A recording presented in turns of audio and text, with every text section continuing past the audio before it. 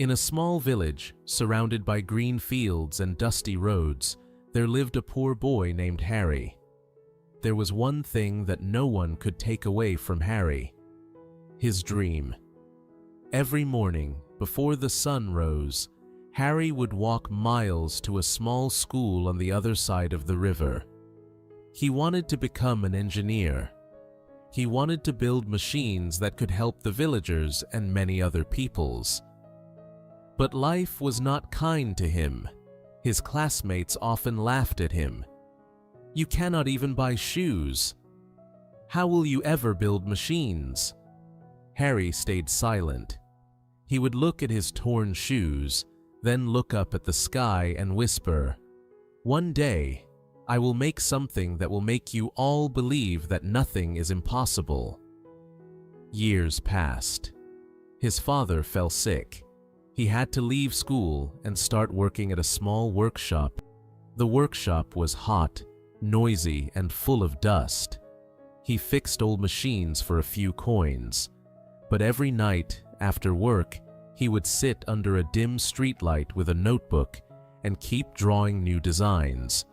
Sometimes, people passing by would laugh and say, "Poor boy, dreaming with broken tools." Life is not a movie, but Harry did not stop. He knew that real dreams are not built in comfort, they are built in struggle. One evening, as he was fixing a broken water pump, an old man came to the workshop.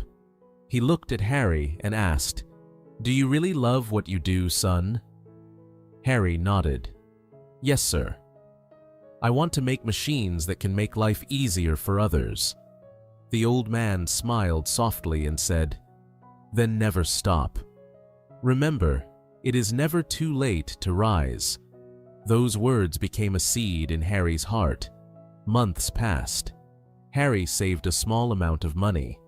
He started collecting old machine parts from the junkyard. People called him foolish, but he was not listening anymore. He was listening to the voice inside him that said, "Keep going." Every night, he worked alone. He failed many times. Sparks burned his hands. Gears broke apart. But his eyes never lost hope. He believed that every failure was one step closer to success. One stormy night, when the power went off in the whole village, he had an idea. "What if I build a small machine that can produce electricity for free?" He started working again, using an old fan and a metal rod. He worked for days and nights, sleeping on the workshop floor, eating only once a day.